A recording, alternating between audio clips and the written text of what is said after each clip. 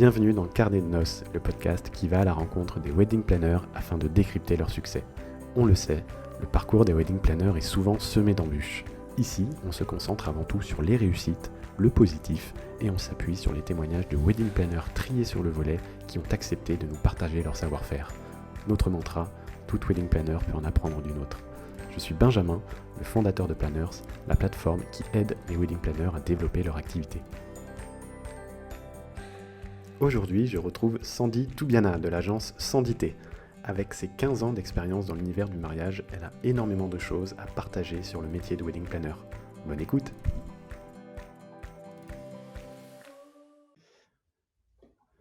Salut Sandy! Bonjour Benjamin. Je suis ravi de t'avoir dans ce 5e épisode du podcast Carnet de Noces, qui est mon premier épisode en tant que hôte. Et je suis ravi de t'avoir parce que toi, donc, tu es wedding planner depuis 15 ans. Donc tu as monté ta société en 2004. Donc tu vas avoir beaucoup de choses à nous dire et à nous partager sur ce métier que tu pratiques depuis si longtemps. Et donc, la première question que j'ai à te poser, c'est si tu pouvais te présenter pour tous nos auditeurs qui ne te connaissent pas. Avec plaisir. Alors, comme tu l'as dit, je suis wedding planner. Ça fait de nombreuses années, c'est vrai maintenant, que je fais ce métier. C'est un métier que j'adore évidemment et on en parlera certainement plus tard. Il faut vraiment aimer ce métier, pour pouvoir le faire, sur du long terme. Moi, je peux vous raconter un petit peu d'où je viens à la base. Je viens de l'événementiel d'entreprise. Moi, j'étais, au tout début de ma carrière, chef de projet, dans une agence événementielle corporate. Donc j'organisais, des soirées de gala, des séminaires, des lancements de produits, voilà. J'ai travaillé après un petit peu dans le monde de la finance où je gérais toujours la partie événementielle. J'organisais des grands prix, meilleur prix de l'analyse financière, par exemple. Voilà, un milieu un petit peu plus austère, hein, que celui des mariages, ça c'est sûr. Mais en tout cas, voilà, j'ai toujours évolué dans le monde de l'événementiel et depuis, maintenant plusieurs années, je suis, wedding planner, mais pour moi, c'est de l'événementiel pour les particuliers, pour les privés. Voilà. Quoi te dire d'autre?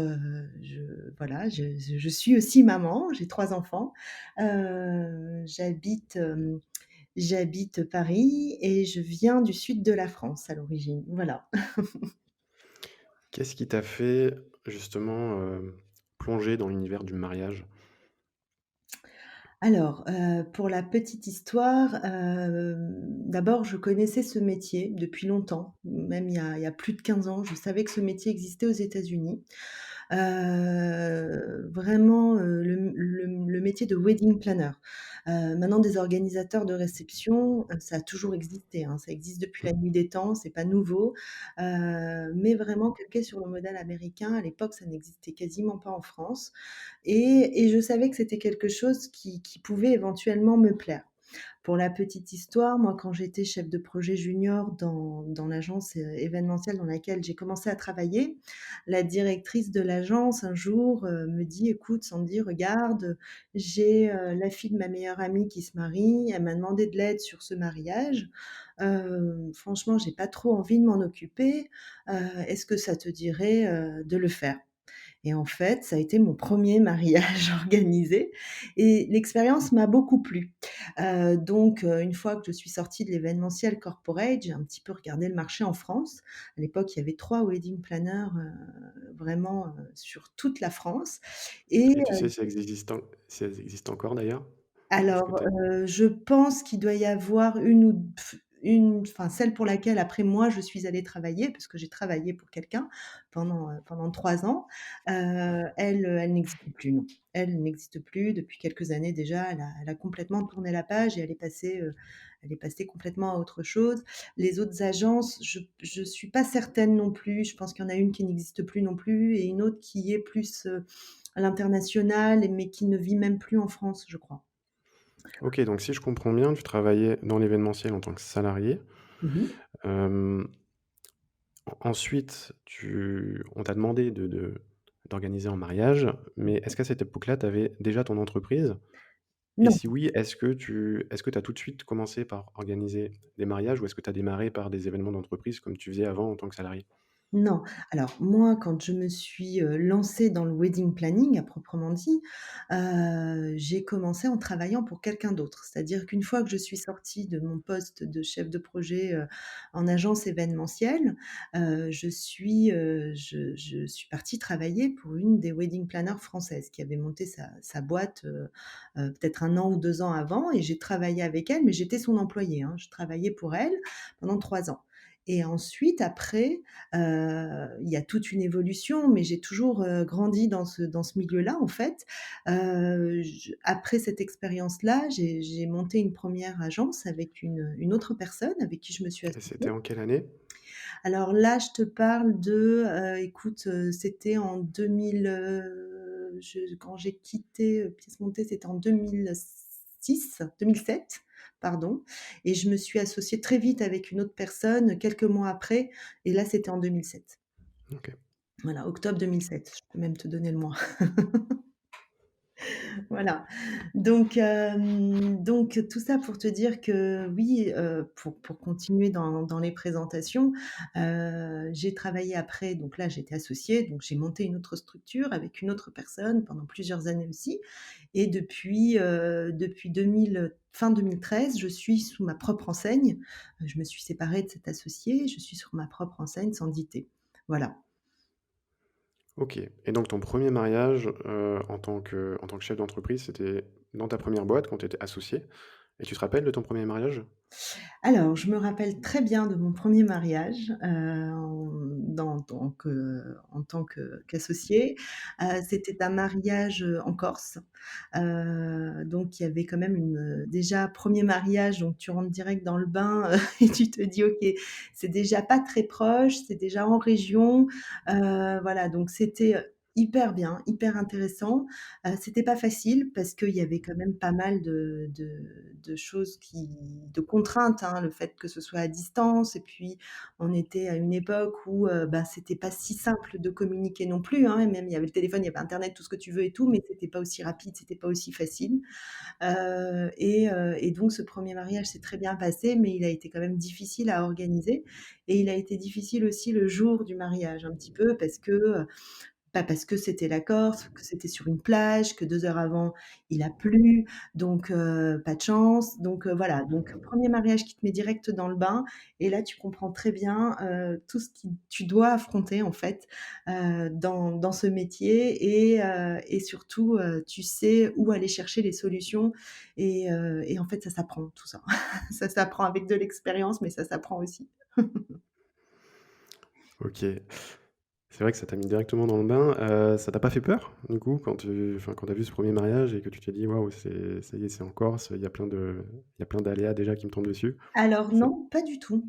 Non, pas du tout, parce que quand on vient de l'événementiel pur et dur, ben, finalement, c'est quelque chose que tu intègres un petit peu dans ton ADN, tu vois? Donc savoir se débrouiller, savoir trouver des solutions, ça, j'ai toujours été comme ça. Ça fait partie de ma personnalité, même plus jeune, même beaucoup plus jeune, j'ai toujours été comme ça. Donc déjà ça, ça me pose pas trop de problèmes. Je sais où est-ce qu'il faut, si tu veux, j'arrive à me concentrer et à me dire: «OK, on va trouver des solutions parce que sinon le temps passe et puis sinon le truc est catastrophique donc et on n'a pas le droit à l'erreur». Donc voilà et quand tu fais tes classes dans l'événementiel pur et dur, je t'assure qu'après sur ce type de projet, c'est stressant, je le cache pas, mais quelque part j'avais déjà acquis quand même une toute petite expérience, mais j'avais un petit peu de terrain déjà. ça paraît simple, quoi. Non, c'est pas simple. Mais maintenant je te le dis, 15 ans après, hein. Sur le moment, je pense qu'à un moment donné, même je crois que j'avais les larmes qui commençaient à me monter, parce que, sur ce mariage-là, typiquement, c'était en été. Je te dis 2 heures avant, il a plu, mais quand on est arrivé sur la plage, bah, rien n'était prêt, et que je me suis dit: «Attends, comment on va faire, quoi? Comment on va faire? Les invités arrivent dans 3 heures». Bon, donc si tu veux, non, C'est non. surtout que maintenant, avec tes 15 ans d'expérience, quand tu te rappelles de ça, tu te dis: «Ah mais qu'est-ce que j'avais fait, en fait?» Bah, en fait, si tu veux, c'était un super souvenir finalement. Moi, j'ai trouvé ça Non, mais je parle surtout en termes d'organisation, enfin, j'imagine que maintenant tu fais plus du tout les choses de la même façon par rapport à comment tu les faisais il y a dans tes débuts. Et évidemment. c'est d'ailleurs aussi là-dessus que je voulais qu'on revienne, c'était de savoir en fait, parce que toi, du coup, bon, tu faisais partie des premiers wedding planners en France et tu as dû voir comme ça le marché qui a bien évolué. Comment est-ce qu'on enfin, qu'est-ce qui a changé, en fait, hein, dans l'organisation d'un mariage, entre le premier là dont tu m'as parlé et ceux que tu peux organiser, maintenant? Alors, déjà, c'est, la clientèle. Moi, quand j'ai commencé ce travail, le métier de wedding planner chez les Français n'était absolument pas connu, d'accord? Aussi bien chez les futurs mariés que chez les professionnels. C'est-à-dire que quand on appelait, des lieux ou quand on appelait des traiteurs, qu'on se présentait en tant que wedding planner, alors déjà on évitait un peu le terme parce que personne ne comprenait, enfin, non pas qu'ils comprenaient pas l'anglais, juste qu'ils comprenaient pas qui on était, donc on disait organisateur de mariage, on se présentait comme ça et puis moi souvent au début on me disait: «Mais de toute façon à quoi vous servez quoi? À quoi ça sert?» Aussi bien, alors je te parle plus côté professionnel, hein, des prestataires, et si tu veux, c'était, à chaque fois, il fallait se justifier, expliquer, quel était l'intérêt de notre fonction, pourquoi on était là. Ça, c'était dans le cas où on avait, bien sûr des clients et qui étaient pour la plupart des clients étrangers parce qu'eux, dans leur pays, c'est un métier qui existe depuis toujours et que c'est un réflexe quand tu es américain ou anglais ta wedding planner le jour où on t'a demandé en mariage, quoi, tu vois? Donc c'est vrai qu'en France, ça a été un petit peu compliqué au début, au démarrage, avec surtout le côté professionnel. Puis moi, je rigolais parce que quand je raccrochais, je me disais tout le temps: «Bon, je me suis justifiée, mais j'espère qu'un jour ou l'autre, ils comprendront bien à quoi on sert». Aujourd'hui, c'est clair que ça a plus du tout c'est plus du tout le même rapport. Ça a complètement changé. C'est carrément impressionnant quand je repense, aux conversations complètement lunaires que j'avais avec certains prestataires à leur expliquer que oui, j'étais organisatrice de mariage, que j'étais mandatée par des clients pour organiser leur réception. Tu vois? Devoir se justifier comme ça, aujourd'hui, c'est fini, ça n'existe plus et tant mieux pour celles qui arrivent, aujourd'hui sur le marché. Ça, c'est quelque chose qu'elles n'auront plus besoin de faire du tout, je pense. Et puis après, la grosse différence aussi qui s'est passée dans l'évolution, c'est que comme je te le disais, ma clientèle était étrangère parce que c'est un métier qui existait depuis longtemps dans leur pays. Il y a eu après un gros boom un gros coup de projecteur sur notre métier et du coup, il y a des Français qui ont commencé à s'y intéresser, à se dire: «Tiens, c'est pas mal». Ça va aussi avec une évolution de l'âge des mariés, avec, leur carrière professionnelle. Tu vois, aujourd'hui, les gens qui font appel à une wedding planner, c'est souvent des gens qui ont pas forcément le temps d'organiser, leur propre mariage et qui font appel à ce service pour pouvoir le faire aussi très bien. Oui, c'est ça aussi, ouais, je pense qu'il y a l'évolution de la société, il y a les femmes aussi qui travaillent de plus en plus, avec des postes, Mmh. je pense qui sont de plus en plus à responsabilité. Est-ce que tu Est-ce que tu as identifié un parce que tu as dit qu'à un moment donné, il y avait un gros coup de projecteur sur la profession de wedding planner. Est-ce que ça s'est fait progressivement ou est-ce qu'il y a il y a eu quelques événements ou des choses qui ont fait, que le métier a été plus mis en avant, selon toi? Ben, disons qu'en fait, c'est un métier qui peut l'univers fait rêver. Donc forcément, les médias s'y sont un petit peu intéressés. Je te parle surtout à la télévision, hein. C'était surtout à Mmh. la télévision que ça a fait il y a eu pas mal de choses de reportages sur le métier. Je te cache pas que je trouve que l'image qui était, véhiculée était pas souvent la meilleure. Mais bon, Dans on quel était sens? bien. Et ben, si tu veux, quand on connaît bien ce métier, je te parle de ça, de ce qui se passait avant, hein, je trouvais que l'aspect, hem, comment dire? Un peu superficiel était surtout mis en avant, alors que c'est pas du tout ça, hein. Nous, on a un vrai métier, c'est un vrai boulot, il y a une vraie méthodologie, on est vraiment des chefs de projet sur un mariage, sur un événement donc voilà, sur l'image qui était véhiculée à l'époque était pas forcément tout le temps bonne. En attendant, ça a quand même servi dans le sens où les gens ont découvert notre profession et se sont dit: «Tiens, Ça peut être pas mal et il y a une évolution, comme tu dis très justement, de la société aussi, où on est dans une société où on fait de plus en plus appel aux services de manière plus générale. C'est-à-dire qu'aujourd'hui, tu vas prendre, un coach pour faire ton sport, un nutritionniste pour mincir, un architecte d'intérieur pour décorer ta maison. Tu fais appel à ce genre de service, tu vois? Ça, c'est vraiment, je pense, un héritage de la culture, anglo-saxon parce que et américaine, parce que c'est des choses qui, en France, n'étaient pas forcément automatiques. Aujourd'hui, on fait beaucoup appel à ce type de service. Donc et pourquoi pas, passer par quelqu'un pour organiser son mariage? Ça va ensemble, tu vois? Ça va un petit peu Après, dans je ce trouve que ça bouge, c'est vrai, même au niveau des entrepreneurs, où bah, tous les entrepreneurs aux États-Unis passent par des coachs. En mmh, France, je pense que ça reste quand même encore assez limité. Enfin, et puis je pense que tu me le confirmeras aussi, et que mmh, enfin, quand il faut organiser son mariage, j'imagine que les demandes qui viennent de l'étranger sont peut-être différentes de celles qui viennent de couples français. Parce que je sais pas toi, mais toi, j'ai l'impression que dans le dans l'inconscient, beaucoup de gens se demandent encore ce que fait un wedding planner et à quoi ça sert, justement, hein. Ce que tu disais tout à l'heure, je pense que les mentalités, elles évoluent, mais on en est encore qu'au début, non? Qu'est-ce que tu en penses? ben, non, je crois pas. Heu Bah, c'est bien si je me trompe. Je crois pas. Non, non, d'abord, nous, quand on bah, je oui, forcément, il y a certaines personnes qui comprennent pas notre valeur ajoutée, mais elles le comprendront peut-être jamais, tu vois? Mais je trouve que non, au contraire, oui, alors venant des étrangers, la demande, non, franchement, justement, je trouve que ça s'est vachement lissé à ce niveau-là. C'est-à-dire que, aujourd'hui, moi, les gens qui m'appellent, pour la plupart, sont des Français aussi et D'ailleurs, c'est quoi la proportion, entre tes débuts et puis maintenant? Bon, tu as dit qu'au début, c'était 100 d'étrangers, à ce que j'ai ouais. compris, Oui. et maintenant, quelle est la proportion, des demandes que tu reçois entre les couples français et les couples étrangers? Alors moi, actuellement, je suis plus sur une clientèle française. Bizarrement, ça a complètement évolué dans ce sens-là. On va dire que la proportion, pour te donner une idée, on va dire que ça doit être 60 de Français et heu et 40 d'étrangers. Et c'est à chaque fois des étrangers qui veulent se marier en France? Parce que j'ai Mais vu que tu organisais aussi des mariages à l'étranger.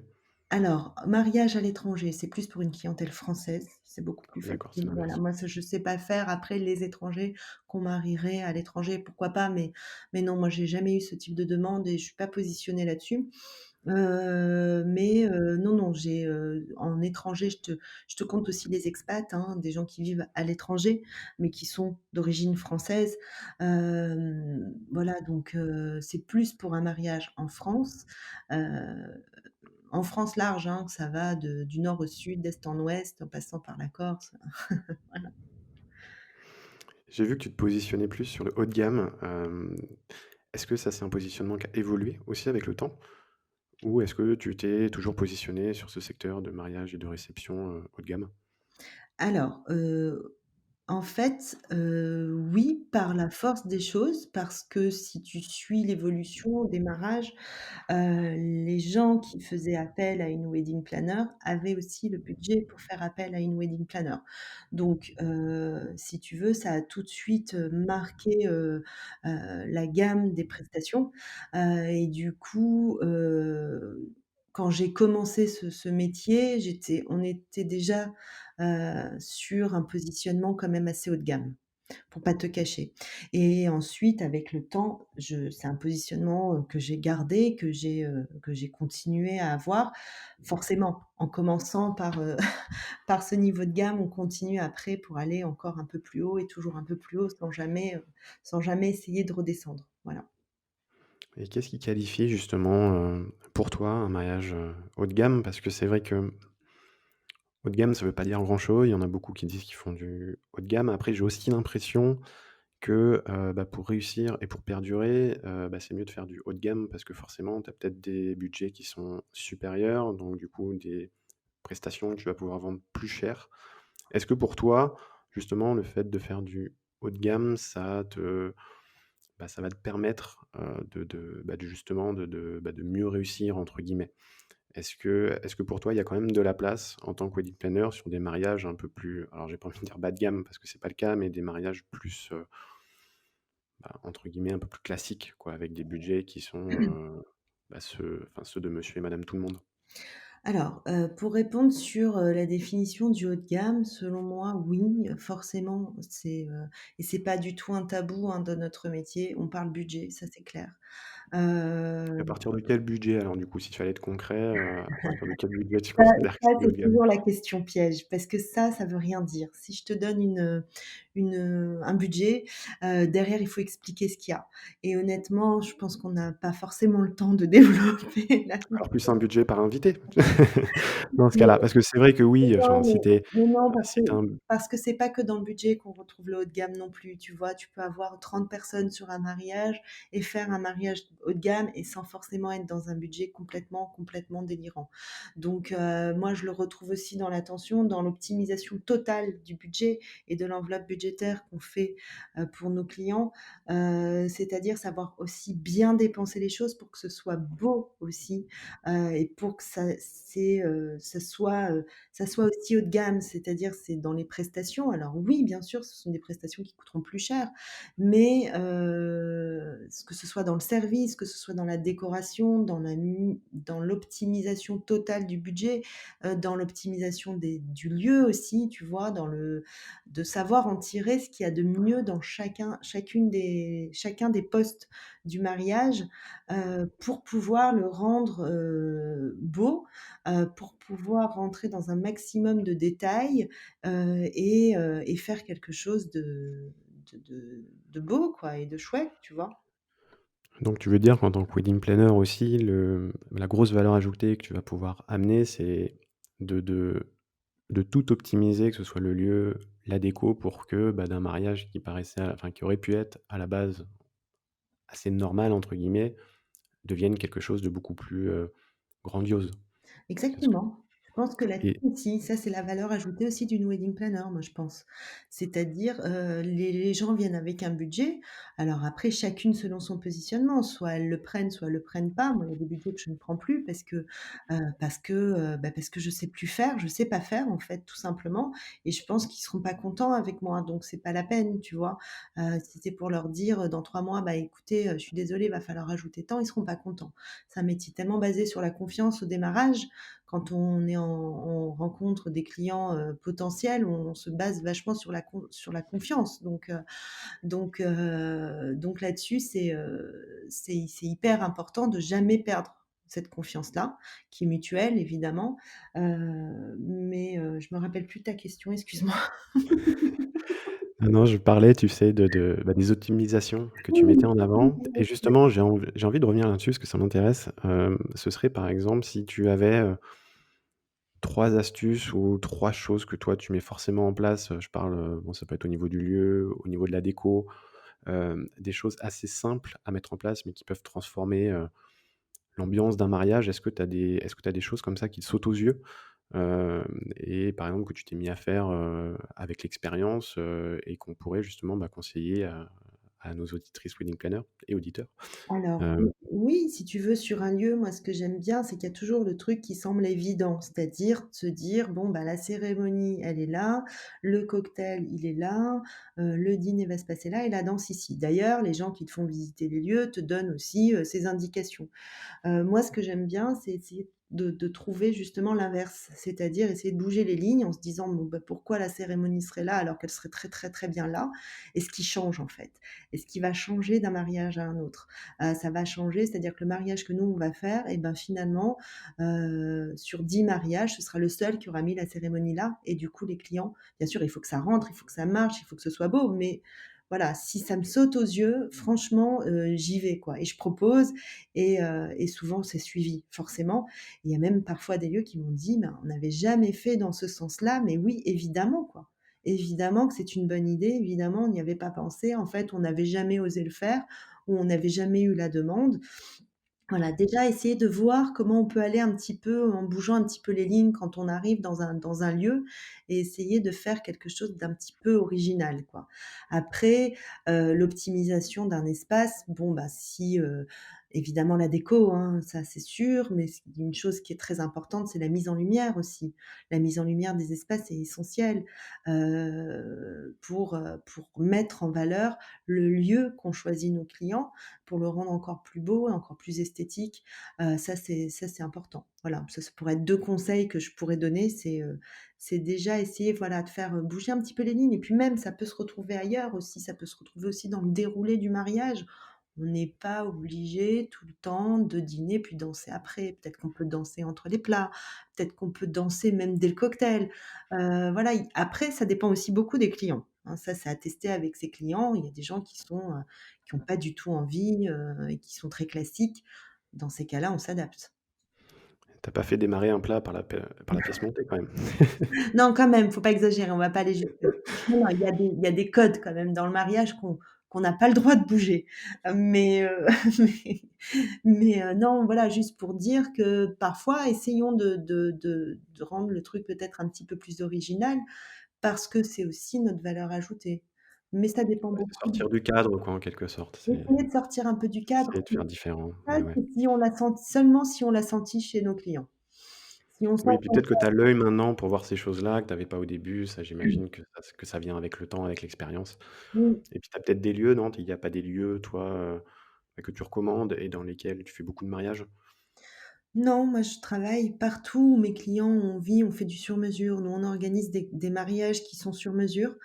Donc oui, évidemment, je suis amenée à travailler plusieurs fois dans un château, dans une salle, dans un hôtel, évidemment. Mais, étant donné qu'on fait du sur mesure, on s'adapte, on se colle au maximum aux souhaits de nos clients.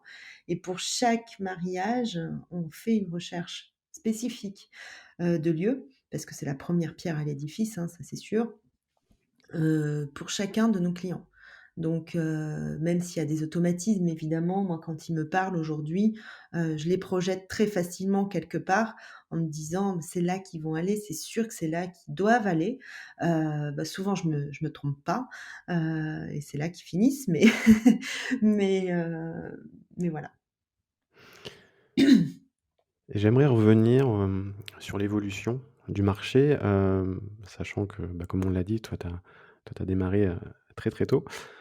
Il y a eu aussi pas mal de choses, je pense, qui ont changé, avec, par exemple, l'arrivée des réseaux sociaux, bah, avec les réseaux sociaux qu'on connaît, hein, comme Insta, Pinterest et cetera. Comment toi, tu as géré ça? Parce qu'en plus, j'ai vu que tu étais pas si présente sur les réseaux sociaux, même si tu as des profils un peu sur toutes les plateformes, mais j'ai pas l'impression que tu sois très, très active. Tu me contrediras, hein, si je me trompe. Enfin, beaucoup moins active que certaines. Est-ce que c'est quelque chose que sur lequel tu t'es mis assez tardivement ou est-ce que c'est un choix? Est-ce que, bah, tu en as pas forcément besoin à l'heure actuelle pour ton activité? Comment est-ce que tu as vu l'arrivée, des réseaux sociaux sur le marché de l'organisation de mariage? Alors, c'est un vaste sujet, ça pourrait faire office d'un autre podcast, je pense. L'arrivée alors, moi, j'en ai pas eu besoin, en fait. J'ai pas eu tellement besoin des réseaux sociaux et même aujourd'hui encore, je publie. Je me trouve pas complètement inactive du tout, hein, non plus. Je publie ce que j'ai envie de publier, ce qui montre un petit peu notre activité. Voilà, c'est pour moi, c'est une vitrine supplémentaire. Mais si tu veux, je suis arrivée peut-être un petit peu plus tardivement que certaines. J'ai du mal encore à comprendre, cette notion de, nombre de followers égale qualité. C'est complètement faux. Moi, je vois dans les statistiques quand même parce que, c'est quelque chose que je maîtrise un petit peu quand même. Je vois que j'ai une très, très belle communauté, que je suis très bien suivie, que j'ai des gens qui me suivent, que voilà, il y a pas si longtemps que ça, j'ai fait un salon, au Lutetia, j'ai publié 3 photos, du Lutetia. Il y a des gens et des clients potentiels qui sont venus pour me rencontrer. Donc je me dis quelque part, c'est que j'ai quand même une clientèle, enfin une communauté, on va dire, fidèle derrière, même si je suis pas, à 20 000 followers, tu vois? Ah oui, non, mais c'est sûr. Enfin, je suis complètement d'accord avec toi, hein. Le nombre de followers, ça a très peu d'importance. Ce sur quoi je voulais en venir aussi, c'est que je pense que les gens maintenant sont plus dans la préparation et ils viennent te voir peut-être avec beaucoup plus d'éléments, non? Par rapport à ces réseaux sociaux où ils vont regarder ce qui se fait, ils vont sur Pinterest, ils se font des mood boards et cetera. Est-ce que c'est aussi quelque chose que tu as vu changer avec le temps? Énorme. Avec des clients qui sont beaucoup plus matures, ils savent ce qu'ils veulent peut-être beaucoup plus qu'avant et ont peut-être moins besoin d'être guidés? Qu'est-ce que tu en penses? Ça dépend des clients encore aujourd'hui. Moi, j'ai des clients qui ont quand même vachement besoin d'être guidés, mais c'est vrai que ça a énormément changé. Ça, c'est l'aspect alors, c'est un aspect très positif et il y a un petit côté aussi, on va dire, qu'il est un peu moins. C'est super quand les filles arrivent ou les mariées, parce que je te dis les filles, c'est souvent les mariées qui s'occupent de la déco, hein, les filles, avec des illustrations, elles me montrent les robes: «Je veux ça, je veux ci, je veux ces fleurs et tout». Maintenant, ce qu'il y a sur les réseaux sociaux, ce ne sont que des très, très, très belles choses. Souvent, ce qu'on retient le plus, c'est ce qu'il y a de plus beau, d'accord? Et ça peut créer, dans certains cas, des frustrations parce que, ben, des fois, il y a pas le budget qui suit forcément derrière.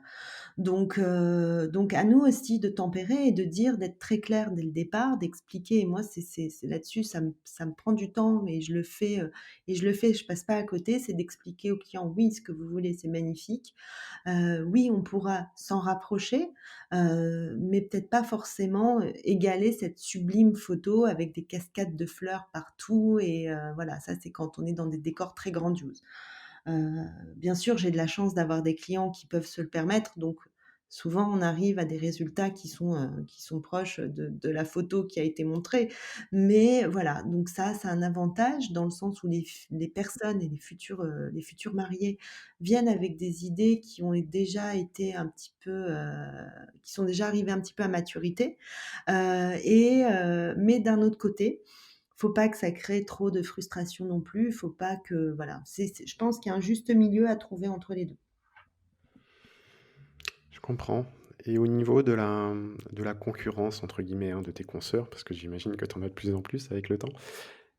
Toi, je sais que tu m'as dit que tu avais pas besoin des réseaux sociaux. Comment est-ce que tu fais justement pour, trouver tes clients, à l'heure où il y a quand même plus de concurrence que lorsque tu as démarré, forcément? Est-ce que c'est pareil au niveau des comportements? Est-ce que les gens viennent directement vers toi? Est-ce que tu as de plus en plus de couples qui font des demandes à droite à gauche, et qui vont comme ça, bah, faire leur shopping entre différents wedding planners? Est-ce que ça aussi, ça a changé dans la manière dont tu vas te vendre auprès de tes futurs clients? Alors, les réseaux sociaux, non, j'en ai besoin, hein, quand même, hein. J'y suis et j'aime bien ça et non, non, je c'est quand même quelque chose qui m'apporte quand même des clients, hein. Donc j'ai quand même signé des gens qui m'ont connue sur Instagram et j'étais hyper contente parce que je me suis dit: «Bon, bah, finalement ça marche, quoi. C'est pas juste une vitrine, finalement, voilà, ça marche bien».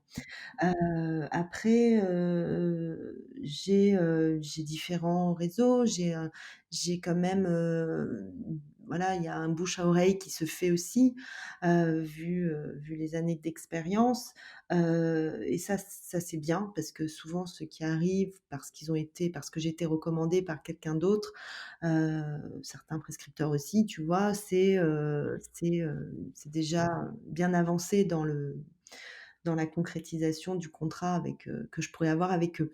Hem, Après en termes de concurrence, pour ceux qui hésitent, enfin, très franchement, moi, quand on me dit: «Je vais aller voir, une autre wedding planner», parce que les gens le disent, hein, en général et tant mieux, mais je leur conseille de le faire aussi s'ils sont pas sûrs de leur choix.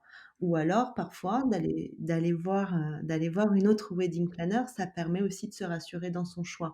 Donc moi quand on me dit, j'ai quand même d'autres rendez-vous, je leur dis: «Mais bien sûr, allez-y, allez-y, parce que moi quand je vous ferai visiter un lieu, je vous en ferai pas visiter qu'un seul.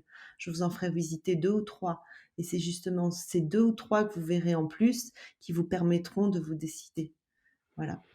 C'est ce que tu mets en avant d'ailleurs du coup par rapport à tes offres, c'est le fait que tu vas leur présenter beaucoup de prestataires, beaucoup de possibilités, qu'ils auront le choix, en quelque sorte? Alors, sur le lieu, c'est très particulier.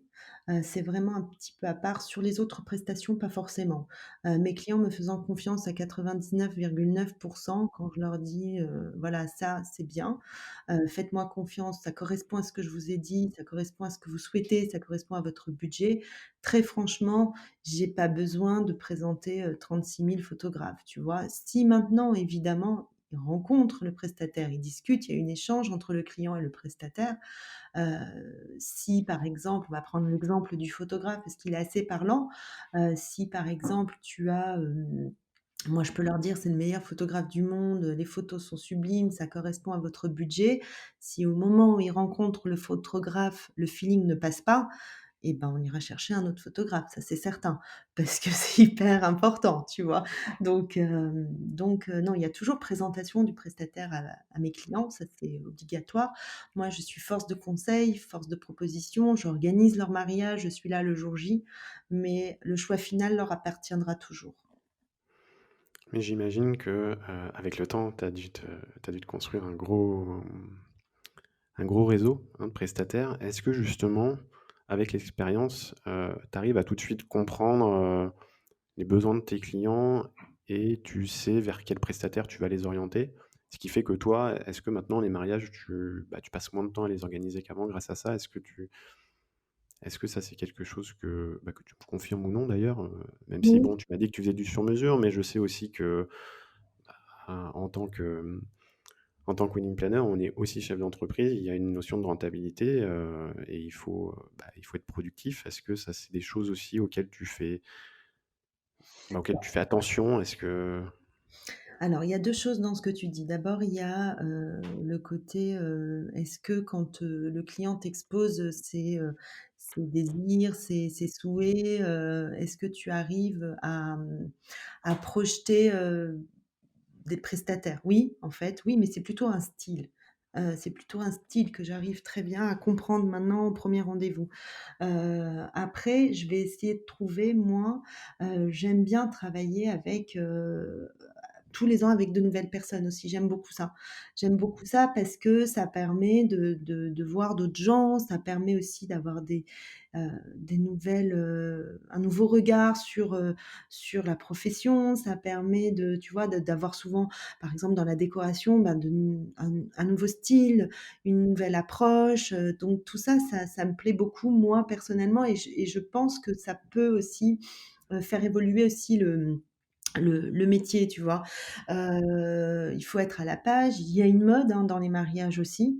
Il y a une mode de style, donc chaque année ou on va dire la mode, moi, je pense que c'est plutôt tous les 3 4 ans. Il y a une mode aussi, pendant longtemps, il y a eu beaucoup, beaucoup de mariages, boho, vintage, tout ça. Il y en a toujours, mais on y est un petit peu moins sur cette tendance, tu vois?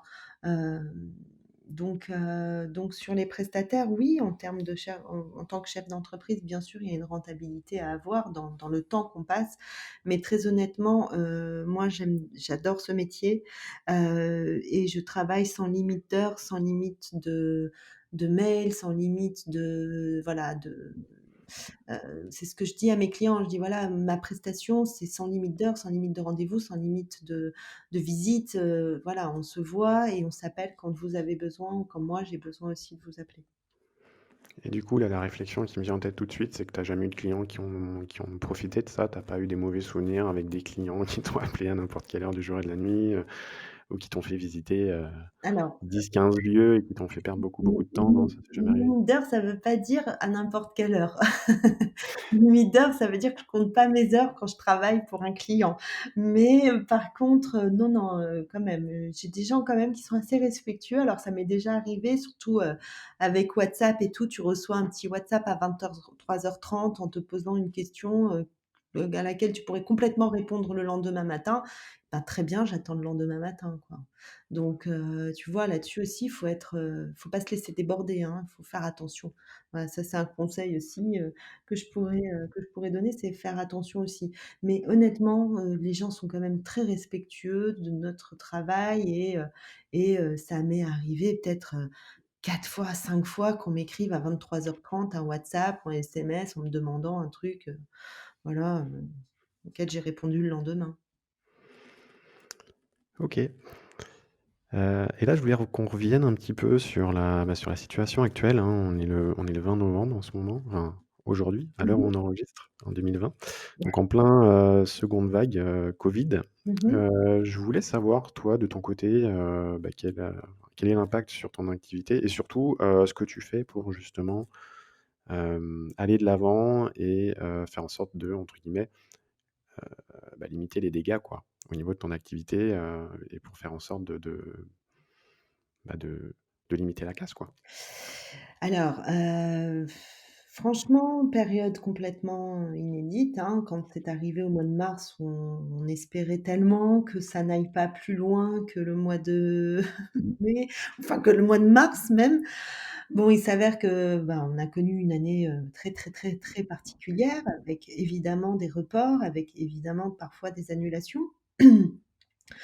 On a continué, moi je continue, j'ai quand même signé des contrats après le premier confinement pour 2021. Et du coup, je leur ai expliqué très clairement, c'est-à-dire que je suis très, très transparente avec mes clients toujours. Toujours sur la même notion de confiance, hein, réciproque. Je leur ai expliqué que oui, probablement, peut-être, on ne sait pas, on va re-être confinés, peut-être que non, peut-être que ce sera terminé.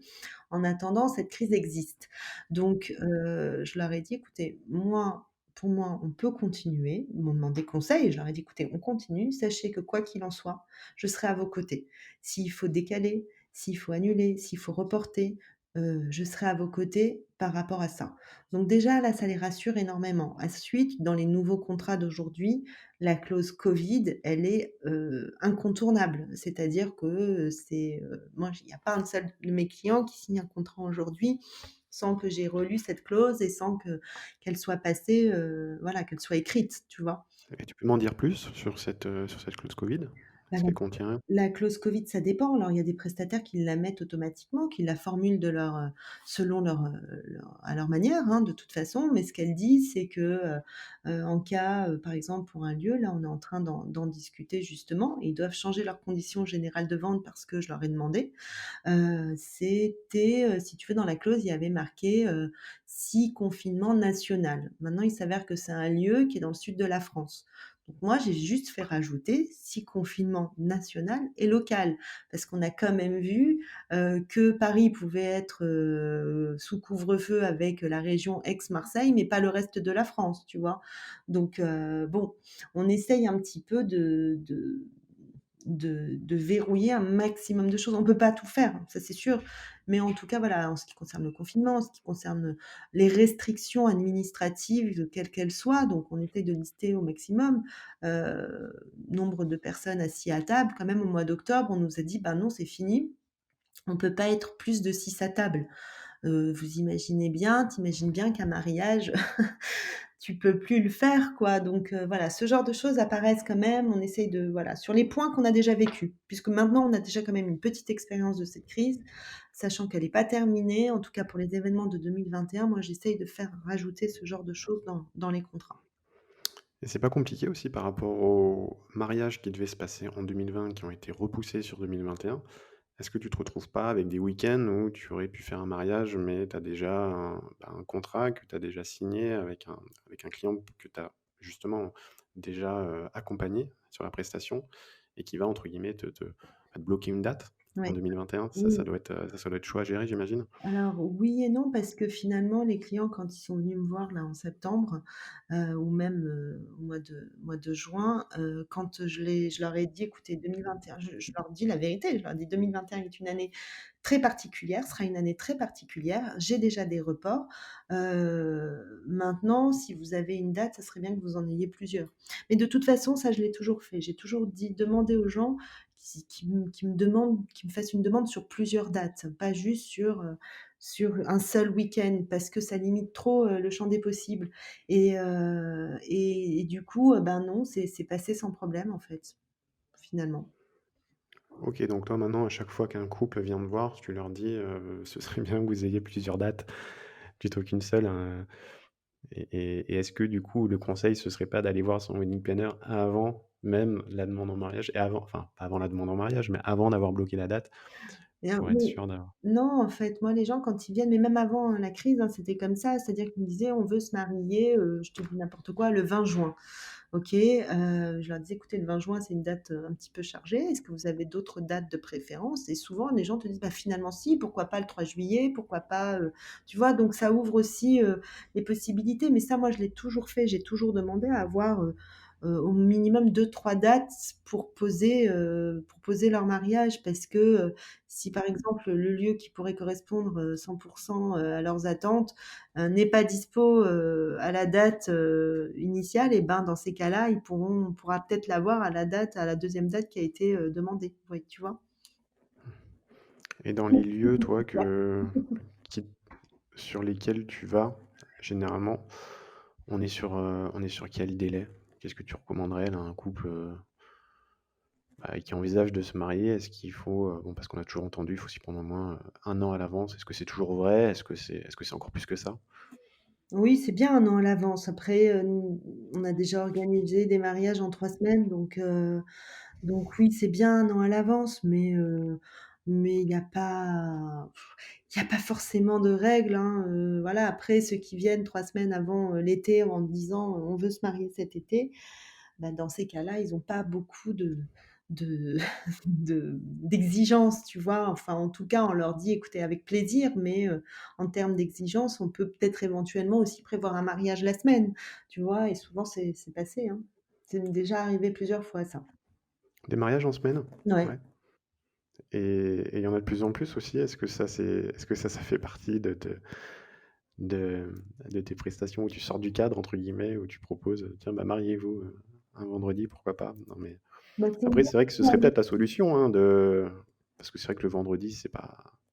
Non, moi, j'ai déjà eu des mariages le mercredi, hein, en plein milieu de semaine, hein. C'est une bonne alternative. Après, il faut qu'ils soient d'accord, hein, bien sûr. Mais ça, je te parle vraiment pour ceux qui viennent 3 semaines, 2 mois avant, en disant: «Ben, au mois de juillet, on aimerait bien se marier», alors qu'on est au mois de mai. Bah, là, du coup, il y a 4 week-ends dans un mois, tu vois? Tout le monde veut à peu près les mêmes choses. C'est souvent les mois les plus chargés. Donc oui, ça, c'est une bonne alternative, le mariage en semaine.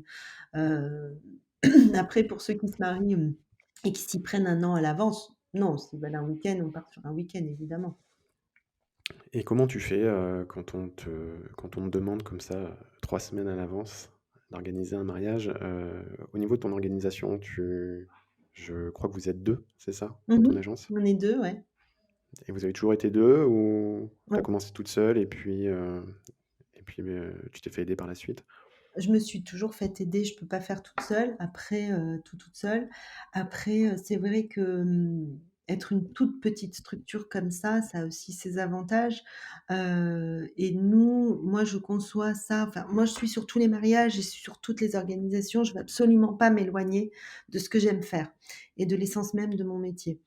Mais après, il suffit d'un bon chef d'orchestre, tu vois? Pour un mariage, c'est pas la peine d'avoir 3 chefs d'orchestre sur la même réception, ça sert à rien. Et même en termes de nombre de mariages par an et de nombre, par week-end, on n'en prend qu'un, par exemple, j'en prends pas 2. D'accord. Donc on reste sur quelque chose d'encore, et de toujours, hein, qui sera toujours comme ça, de plus, voilà, je veux pas devenir une machine à mariage, quoi, collectionner les mariages, en faire 2-3 le week-end et déléguer ça, ça m'intéresse pas du tout, quoi. Pour être bon dans ce qu'on fait, que ce soit dans le métier d'organisation du mariage ou dans un autre, il faut constamment se former et se tenir à jour. Comment est-ce que tu fais toi, justement? Ah ben, pour être à jour de tout ce qui se fait, bah, il y a les réseaux sociaux, hein, toujours là, c'est le top, c'est une mine, hein, Pinterest, Instagram. Et il y a des comptes justement que tu recommanderais par rapport à ça? Des comptes que tu aimes suivre, Ah qui sont moi, très en avance sur la tendance? ouais, alors moi je suis beaucoup les grandes wedding planners, américains. Heu, J'adore. Mais Et tu as quelques tout noms pour que le ce monde soit un les peu plus connaît. concret?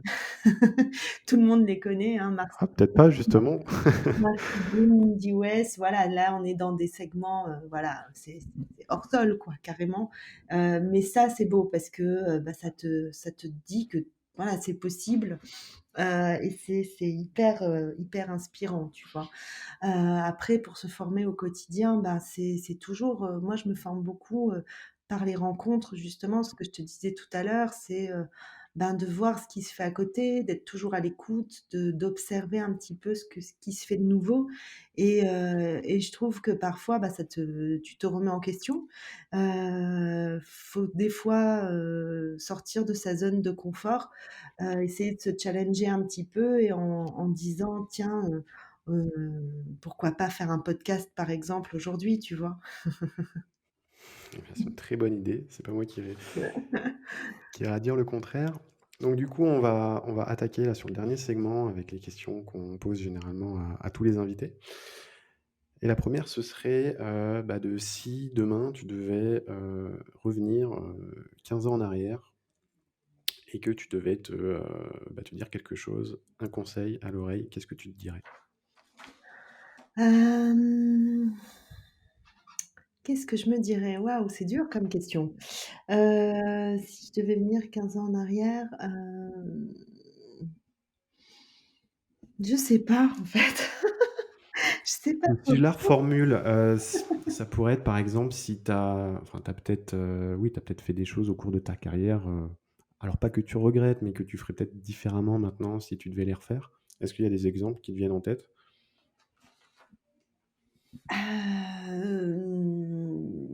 Qu'est-ce que je referais? Je pense que, je referais peut-être plus de, enfin très franchement, hein, je te le dis, je peut-être que je ferais peut-être, voilà, il y a 15 ans, peut-être que j'aurais aimé aller travailler, outre-Atlantique, tu vois? Peut-être. Pour te former justement Pour auprès former, de peut-être pour y rester, je sais pas. Parce que je pense que voilà, aujourd'hui, on fait de très beaux métiers, mais c'est vrai qu'aux États-Unis, c'est quand même très, très reconnu. Alors on y arrive, hein, tu vois? C'est bien et tant mieux, mais voilà, peut-être que je me dirais ça. pour aller un petit peu plus vite. Ouais, Ouais, ça va pas encore exactement. assez vite en Mais France. Bon, c'est vrai que maintenant ça bouge, hein, maintenant, ça va beaucoup plus il faut vite le temps, que ce que il j'ai faut le temps. connu moi. Ça va beaucoup, beaucoup plus vite, hein. Il y a des filles qui explosent en 3 ans, hein, donc tu vois? Moi aussi, j'ai eu cette chance, mais j'ai eu cette chance parce que, c'était le début du métier.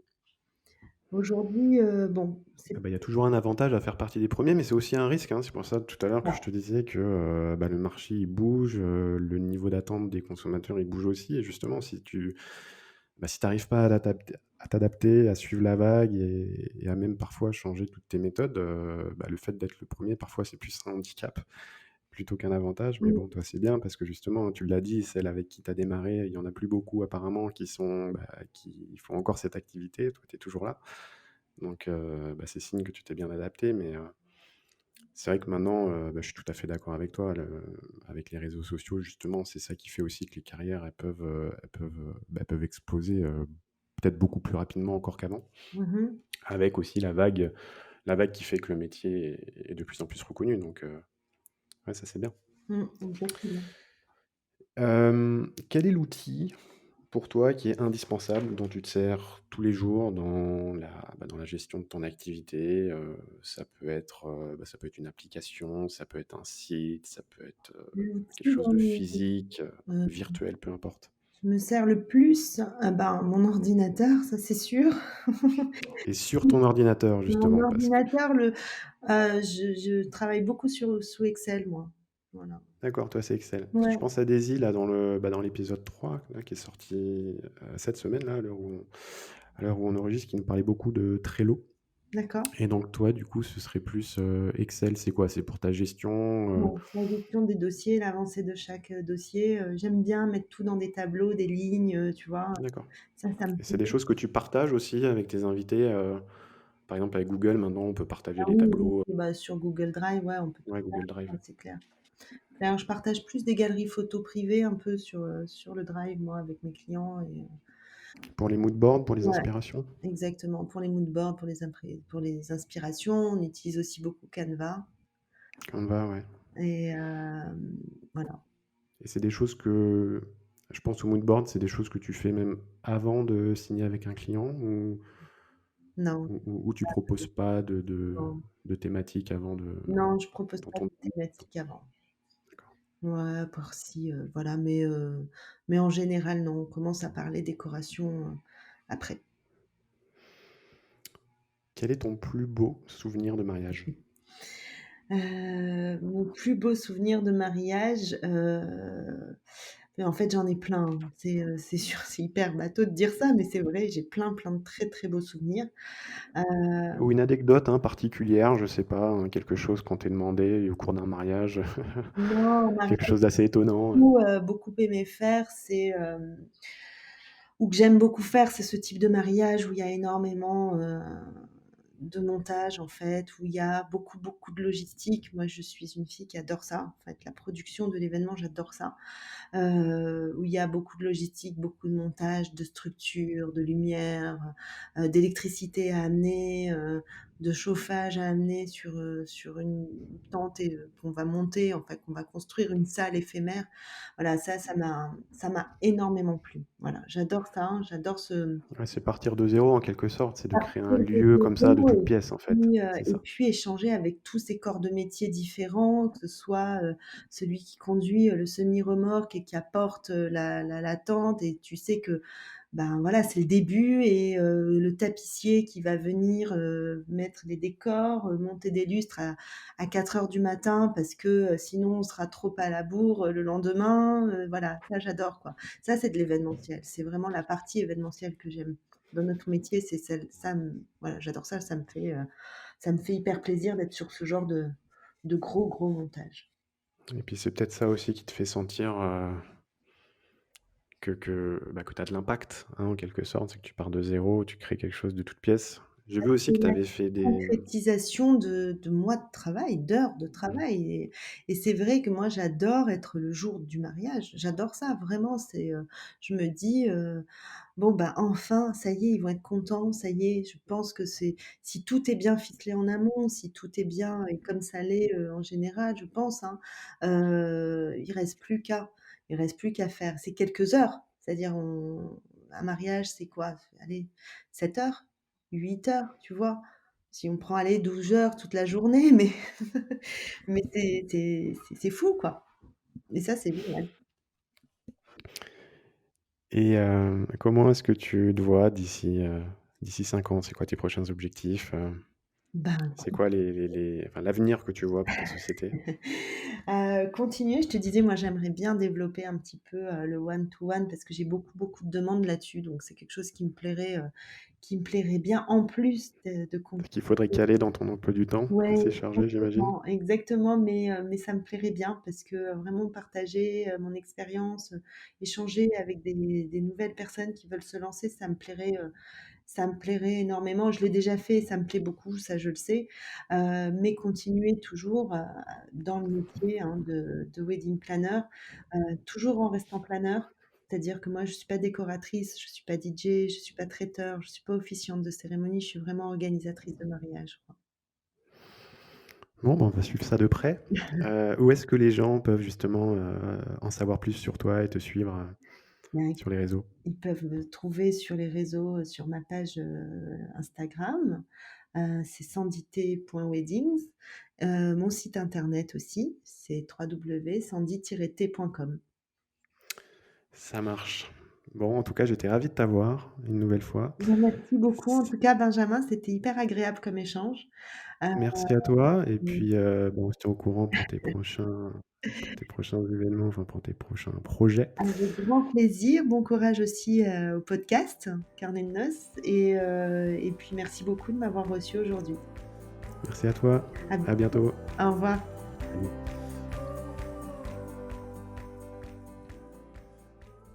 C'est la fin de cet épisode. Merci de l'avoir suivi jusqu'au bout. Si vous avez passé un bon moment, aidez-nous à faire connaître le podcast en le partageant autour de vous et en nous mettant une note sur votre plateforme d'écoute préférée. Avant de vous laisser, n'oubliez pas que si vous êtes wedding planner et que vous voulez développer votre activité, foncez vous inscrire gratuitement sur planners.fr. Ciao et à très vite pour un prochain épisode.